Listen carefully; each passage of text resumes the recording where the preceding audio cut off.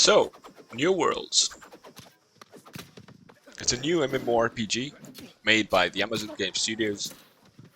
The game will release later this month, and we had an open beta last weekend, and well, I played a bunch of it. So first I'll go over what my first session kind of looked like, and then I will go over the main mechanics of this game and what makes New World different from other MMOs, and so on. So like in all MMOs and RPGs, first thing you do is create your character. And here I was, well, quite disappointed. The amount of choices are very few. There is no choices at all in terms of the body shape. The only choice you have is to have more feminine or a more masculine body, and that's it. And then you have a few faces to choose from, no sliders whatsoever. Then some skin tones, hairstyles, facial hair with different possible colors, and then some extra little details in the face. And that's about it. So very lacking for a modern MMORPG. Quite disappointing, honestly. So anyways, after that, I had the opposite. I was actually quite pleased. So first you are greeted with a cinematic that sets the storyline and so on. And basically, you end up drifting ashore. And here, in the first part of the game, there's like a very short section, which is a more like cinematic type tutorial, which I was actually quite pleased about. So the way it teaches you about fighting and about attacking and blocking is by a kind of interactable QuickTime event cinematic, which I found quite original and quite refreshing, actually.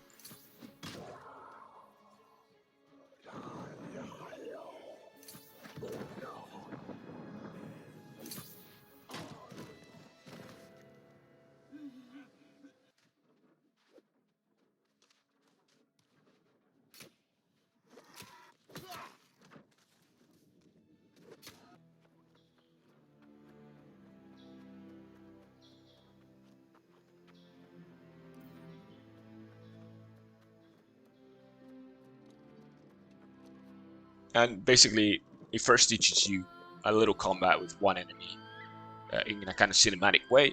Then it allows you to kill a few more enemies, and then takes you to a boss, to also more cinematic boss.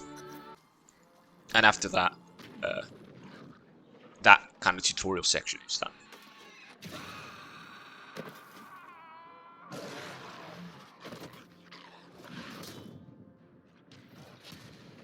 No, you would have been better off dying at sea.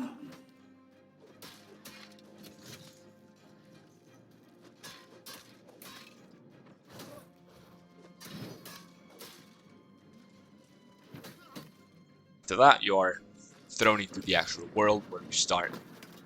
When the game starts teaching you about the rest of the game, you get your first weapons, you get your first gathering tools, you start crafting a little bit, and then slowly it takes you to the first settlements where you learn about, once you get to level 10 and so on, you learn about the factions, you learn about the settlements and the settlement missions and so on.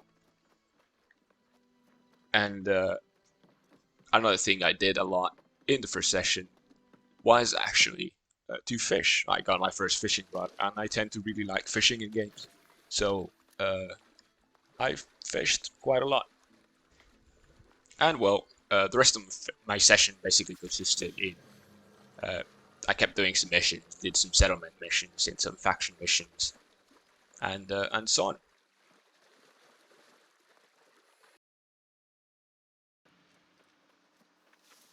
What makes New Worlds different, and what are the specificities of this game? So first of all, there is a big, one of the big mechanics, one of the big differences is that idea of the territories and the control over those territories. So in every territory there is the main city of that territory, and there's a fort. And whoever controls that fort is the faction that will control the territory. And you have to take into account that territories and control over territories is very important in New Worlds, because on one hand, whatever faction controls that territory, then the players from that faction will get bonuses, right? That will get reduced fees, reduced crafting fees, reduced trading fees, and so on. Another big thing is that in each city there is like storage that you can store stuff in, and those storage are independent. Like every territory has its own storage, and every territory has its own trading post, meaning that the auction house is not a global thing, it is a territory-based thing.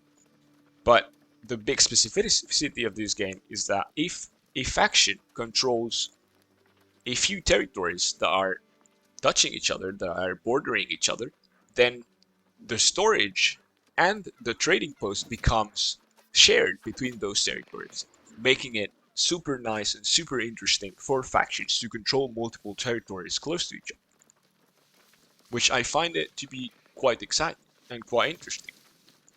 And then how those territory control works, well, there is, once the faction controls the territory, which is slightly different when no one controls it, so when the server is new, but after some point every territory will be controlled by a faction. And then the way that changing control of regaining control of the territory works by influence. So I talked briefly about settlement missions and faction missions. And well, settlement missions are there simply to improve a settlement. There is again this kind of big importance to improving the place you are spending the most time in, the territory you're spending most time in. So that improving that settlement, doing those missions, which will basically improve the crafting stations and improve like the supplies that you get and other stuff. But anyways, for the territories, on the ownership of the territory, you have to do faction missions, and these faction missions basically will reward money and XP, but then the PvP missions will reward you with influence, and this influence is then compared to other factions' influence in that territory.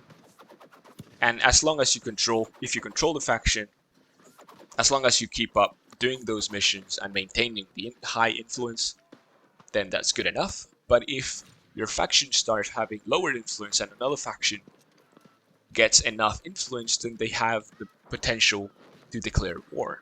And when they declare war, there's going to be a time period at a set time where that war is going to happen, and then everyone can sign up. Basically, the attacking faction and the defending faction can sign up for it, and it's at that specific time it's an instanced PvP fight of 50 versus 50, which takes place in the fort, right? So the defending will be controlling the fort, and the attacking faction will have to take the fort from them. And then there's some specificities on how that works. So the ones declaring war it's not a faction thing, it's a company thing. So it's a company of a faction X that is going to be declaring war, and then that faction will become the faction that chooses who's going to be part of the fight itself. So there's a big impact on the companies themselves. All of these makes New World quite interesting in a PvP standpoint, and that whole premise of helping your faction control different territories, which in the end will help yourself as well.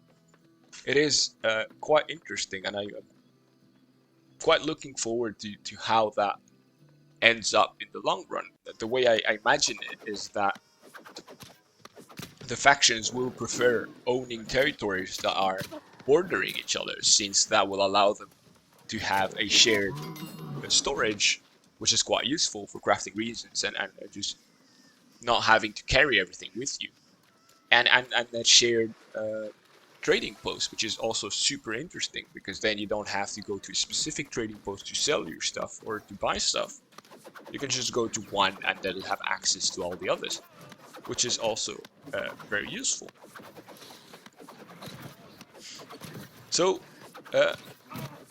I feel like the way it's gonna end up is that we'll have the overall map, and you'll see that the factions will be basically fighting over kind of territories in the middle, and then you'll have like big sections of the map owned by the green faction, big sections owned by the purple faction, and a big section owned by the red faction.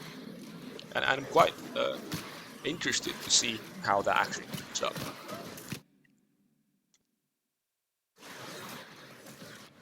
PvP stuff. So then, additionally to all of these PvP stuff, of course, the ownership of territories is mostly, and the battle for the territories is mostly a PvP mechanic. But even if you're not a PvP player, you can still somewhat contribute to it by doing the PvE missions for your faction and PvE missions for the settlement. But yeah, so in terms of PvP content, at least from what I saw, well, of course you have like missions, the main quest. Of course, it is quite interesting because one of the things you'll notice is there's not that many quests per territory, right? At any given time, you'll probably end up having 3 quests, maybe 2 quests in a territory. And basically this kind of forces you and incentivizes you to actually do more of those settlement and faction quests, which I find quite interesting. Which is at the end, in the end, the loop will end up being around going to the settlement, picking up settlement missions and faction missions, and then doing those and so on. And but of course there is also dungeons. I was able to do one dungeon. Sadly, I was not able to finish it because the electricity got out and the internet went out. So that was quite unlucky, but we basically ended up reaching the boss. I am very sorry for the team I was in as well, because they ended up with one less player. But anyways, we reached basically the boss. And well, we tried it once and we died, and the second time we were doing it, it's when the electricity went out. But yeah, overall the dungeon experience was fun. There was a little puzzle, but like super easy in the middle of it. Hopefully there's going to be a bit more. There was also like hidden chests in some locations and so on. So I mean, overall a nice experience. And the last thing that makes New World quite different is that, well, in other MMOs, usually have to specialize in a certain route, and you have to specialize whether or not you want to do crafting. For example, if I take Elder Scrolls Online, well, you have a set amount of perk points, and then you can choose where you put those perk points. And then, well, if you want to do trading, if you want to do, not trading, if you want to do crafting, then you have to spend those perk points into crafting, which is not necessarily going to be very useful for combat, right? So then you kind of have that choice whether or not you want to be a crafting guy or a fighting guy, right? And here it's different because although you do level up, every single thing is separate. Like whenever you level up, you get attribute points, and those can only be used for attributes. But at the same time, you have a level of your sword mastery or your different weapon masteries, and then you get perk points for those masteries, but those are only usable for that specific skill tree, right? And then the same applies for crafting. Actually, crafting doesn't have any perk points. You just level up by doing, and then you have access to new stuff that you can do. So basically, in essence, it means that you could, if you spent enough time, just be high level, like to be max level in everything, in every crafting discipline, in every weapon. But still, there is always the choice of the attributes which have to match the weapon types that you're using. So different weapons will be affected by different attributes, meaning that if you're using, for example, the two-handed axe, you will increase the amount of damage you do by increasing strength, and increasing intelligence will not increase in any way your damage you deal with a two-handed axe. But if you're using a staff, on the other hand, it will be the other way around. Improving the strength attribute will not increase the amount of damage you do, but it will by increasing the intelligence. So then there's still that choice into specing whether you want to use, which is going to be more what choice of weapons you want to use, basically. And I guess in that case, because being a healer, DPS, or a tank is more dependent on the weapons you use, then that is kind of what you're going to be choosing from. And that brings me to the armor. And the way that the armor works is you have your typical light, medium, and heavy armor, which have different rarities and can give you different attribute points as well. And what impacts the most in armor is in what category of armor class you have. Whether you are in light, medium, or heavy will mostly change the way you dodge. Of course, heavy armor will have more armor and more resistances, but will make you dodge less, or at least the amount, the time that you dodge and the distance that you dodge is a lot lower, making it a lot harder to dodge. But of course, if you are going for a tank build, that is probably more useful to block anyways. But if you're going for a light build, then that will allow you to actually do a dodge roll, which is a lot more distance and more time, which makes it a lot easier, and then blocking will not be very useful, but dodging will be a lot easier and quite more useful, and it would probably take less stamina to do as well. And the way that works is it's in other games, for example, it simply is dictated by the highest class you have. So if you have one piece of heavy armor, then you'll be considered as heavy armor. But in this game, there's a kind of weight mechanic to it, meaning that every armor piece will have a weight associated with it, and then you have different thresholds, right? So if you are I believe, under 13 or under 20, under 12 weight, I actually don't know what the unit is, then you will be considered as a light armor. If you are under 25, you'll be considered as medium armor, and if you are above 25, then you're heavy armor. This basically allows you to, as long as you pay attention to weight, you could potentially mismatch different types. So you could maybe having one heavy armor piece will already by almost default put you at medium, but you could potentially have if you want to be in the light armor, you might potentially be able to have mostly light armor and one medium armor piece, for example, as long as that still keeps you under that 12 unit of weight, then you should be fine. So this concludes the main mechanics and the main differences and specificities of New Worlds.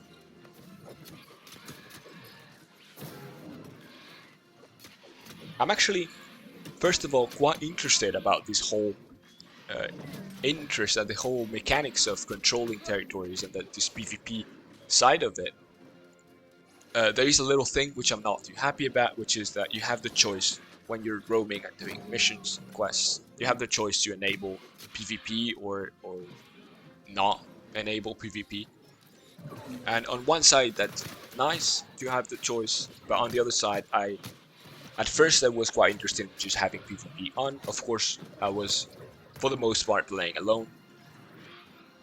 And what ended up happening was that most people that were playing in PvP enabled as well were, well, playing in a group. Therefore, I ended up mostly dying from it. I didn't enjoy it too much, which basically made me change to playing in PvE only. Which is a bit sad. I believe that this game, because it already has this kind of territory control part of the game, would definitely benefit at least from having servers which are PvP only, right? But sadly they don't have that, and they already stated that they will not be working on it either. They will not be adding this either. Apart from that, well, I had quite fun. I have actually quite enjoyed my time. I mean, I played around 20 hours during the open beta for free.